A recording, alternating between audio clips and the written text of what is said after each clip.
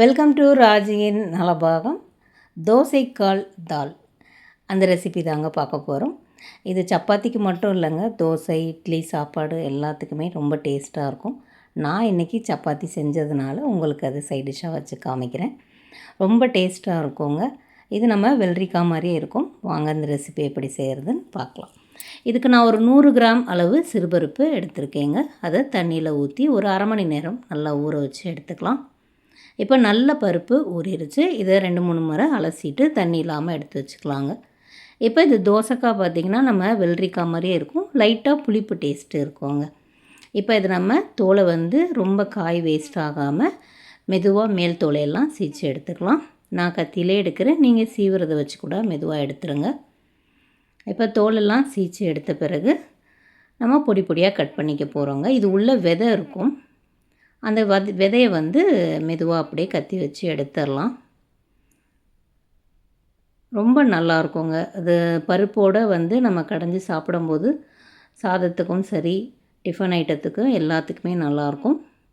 அதுவும் வெயில் காலத்தில் பார்த்திங்கன்னா இந்த மாதிரி நீர் காய்கறிகள் அடிக்கடி சேர்த்துக்கிறது ரொம்ப நல்லது. இப்போ இந்த விதையெல்லாம் எடுத்துட்டோங்க. எடுத்துகிட்டு இதை பொடி பொடியாக கட் பண்ணிக்கலாம். ஏன்னா இது பருப்போடையே நம்ம நல்லா சேர்த்து கடைஞ்சிட போகிறதுனால பொடியாகவே கட் பண்ணிக்கலாங்க.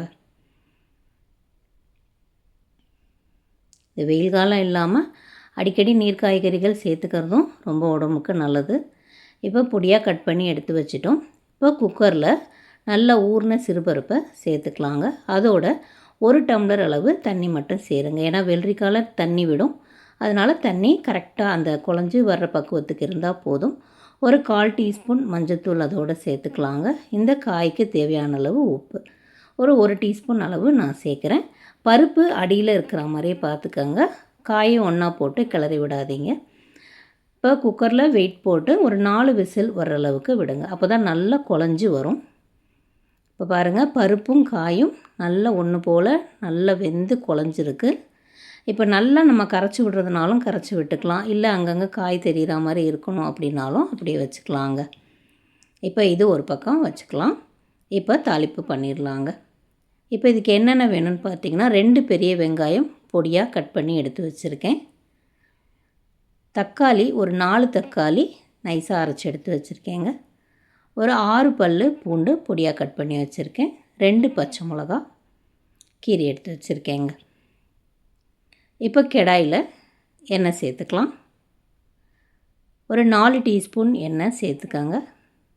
1/4 டீஸ்பூன் சோம்பு, ஒரு சின்ன பிரியாணி இலை, ஒரு சின்ன துண்டு பட்டை. நல்லா பொரிஞ்சதும் நல்லா செவந்து வந்த பிறகு வெங்காயத்தை சேர்க்கலாம். வெங்காயம் ஓரளவு நல்லா கொஞ்சம் செவந்து வரணுங்க. அப்போ தான் அது இந்த பருப்புக்கு டேஸ்ட்டு கொடுக்கும். அதோட பூண்டையும் சேர்த்துக்கலாம். வெங்காயம் போட்டு ஒரு செகண்ட் நல்லா வதக்கி விட்டதும் பூண்டை சேர்த்துக்கோங்க.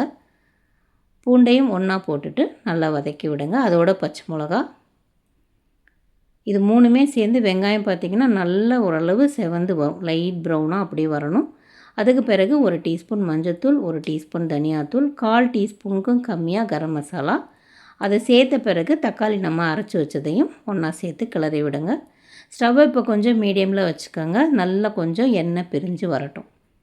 நல்லா இந்த மாதிரி எண்ணெய் பிரிஞ்சு வந்த பிறகு நம்ம தோசைக்காயும் பருப்பும் ஒன்றா வேக வச்சதை அந்த தக்காளி இது வதக்கலோடு ஒன்றா சேர்த்துக்கலாங்க. இப்போ இதோட ஒரு 1/2 டம்ளர் தண்ணி மட்டும் சேர்த்துக்கோங்க. இதுக்கு மேலே தண்ணி சேர்க்க வேண்டாம். இந்தளவுக்கு கெட்டிப்பதம் இருந்தால் தான் நமக்கு தொட்டு சாப்பிட்றதுக்கோ சாதத்துக்கோ டிஃபனுக்கோ எல்லாத்துக்குமே நல்லாயிருக்கும். ரொம்ப தண்ணி சேர்த்தாலும் நீர் விட்டும் நல்லா இருக்காது. இப்போ நீங்கள் உப்பு இந்த ஸ்டேஜில் செக் பண்ணிவிட்டு உப்பு சேர்த்துக்கோங்க. இதுக்கப்புறம் ஸ்டவ்வை கொஞ்சம் சிம் பண்ணிக்கோங்க.